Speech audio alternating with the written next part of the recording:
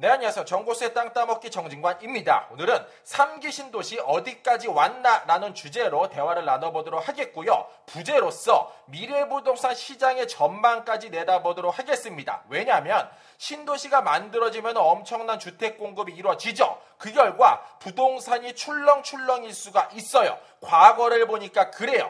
과거를 바탕으로 미래를 한번 분석해보는 시간 갖도록 하겠습니다. 출발하겠습니다.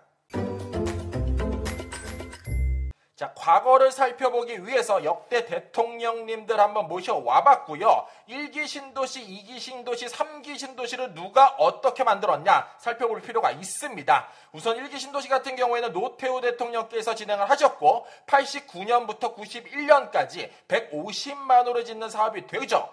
다음으로 2기 신도시는 노무현 대통령께서 추진을 하셨습니다. 2023년서부터 진행을 했고 오늘날까지도 만들어지고 있는 게 2기 신도시다. 약 67만 호 진행했고요.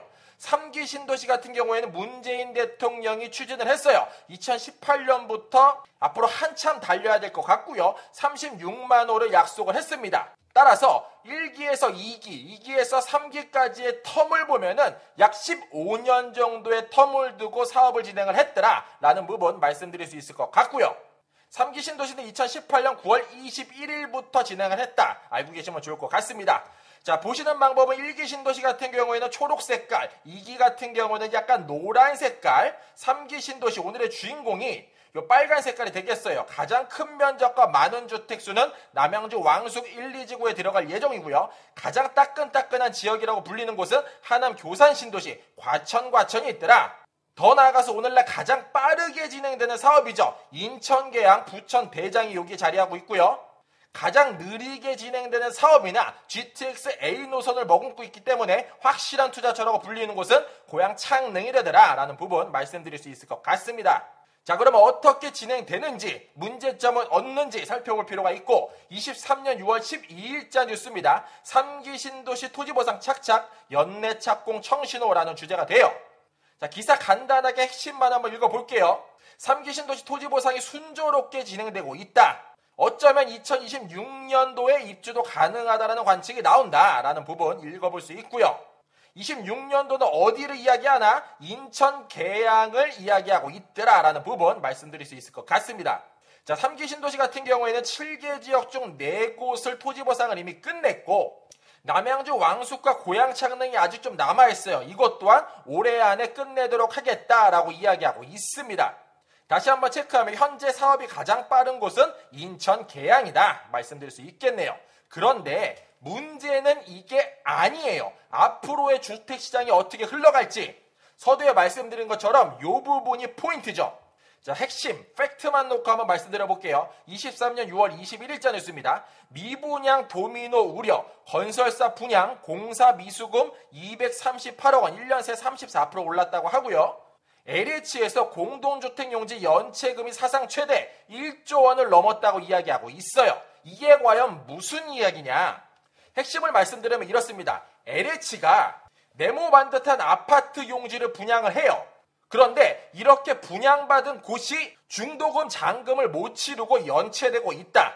그 금액이 무려 1조 1336억 원에 달하고 앞으로 사업장이 총 내야 될 돈은 2조 9028억 원이나 되더라. 자, 피부에 와닿게 한 번 더 말씀드리면 2008년도 글로벌 금융위기 때 9,536억 원밖에 안 됐어요.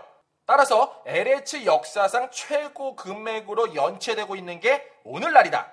자, 왜 이렇게 연체가 되나 봤더니 공사비 급등과 미분양이 우려돼서 착공을 하고 있지 않다라는 겁니다. 즉 부동산 시장이 너무 안 좋기 때문에 집 짓기가 어렵다. 이렇게 말씀드릴 수 있을 것 같고요.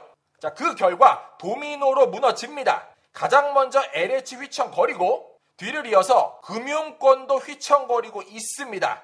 따라서 아직 멈추지 않은 미분양 폭탄 시계가 돌아가고 있더라. 어디가 먼저 터져도 터질 수밖에 없더라. 요게 오늘날 팩트예요. 자, 이 부분을 정보수는 약 1년 전에 말씀드렸었어요. 부동산 줍줍 준비, 어떤 뉴스가 최저점이라고 이야기할 수 있을까? 더 나아가서 부동산 악소리 날 때가 진정한 매수 시점이다. 이러한 영상 만들었었는데 자, 이렇게 오늘날 어렵다, 위험하다, 휘청거리다라는 뉴스가 언제 많이 나왔나? 바로 2기 신도시 발표된 노무현 대통령 이후에 이명박 박근혜 대통령 때 엄청나게 쏟아져 나왔어요. 2008년부터 17년까지 네이버 검색 엔진의 시간을 조금 돌려서 살펴보면은 엄청나게 많이 나왔었어요. 그 결과 이때 당시에 집을 여러 채 보유하셨던 분들이 이때 대박 벌었죠. 따라서 그날은 반드시 올 수밖에 없을 것 같습니다. 언제냐? 모든 규제가 풀리고 부동산 시장이 다시 타오르는 그날이 올 수밖에 없다. 그 이유는 명확합니다. 바로 이 LH라는 기관이 준국가 기관이 돼요. 따라서 오늘날 건설사한테 평당 3천만 원을 예를 들어서 분양했다라고 쳐볼게요. 그런데 안 팔려. 건설 경기가 안 돌아. 그래서 휘청거리기 시작을 하면 애초에 택지 용지에 대한 분양 가격을 대폭 낮출 수밖에 없게 돼요. 과거에도 그랬고 앞으로도 그럴 수밖에 없어요. 더 나아가서 정부는 각종 규제를 풀어줄 수밖에 없고 그 결과 부동산이 다시금 따끈따끈해질 수밖에 없는 날이 반드시 옵니다.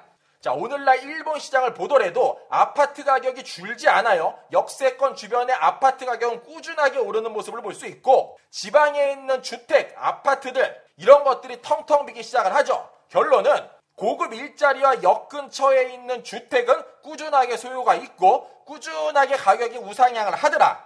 자, 따라서 앞으로 이러한 뉴스가 시장에 모두 다 풀리면은 최저점이다라고 말씀드릴 수 있을 것 같고요. 총 14개를 정보수가 가지고 왔습니다. 여기 있는 14가지 같은 경우에는 정보수가 1년 전에 말씀드렸던 부분이고 이게 오늘날 시장에 하나둘 나오기 시작을 해요.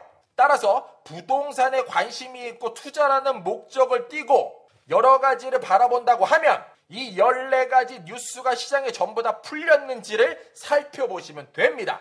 정보수가 그 흐름과 맥을 정확히 짚어서 땅 따먹기 채널을 통해서 공표 드릴 테니 꾸준하게 함께 하시길 권면드리며 이 시간 마무리토록 하겠습니다. 이상으로 정보수였습니다. 안녕.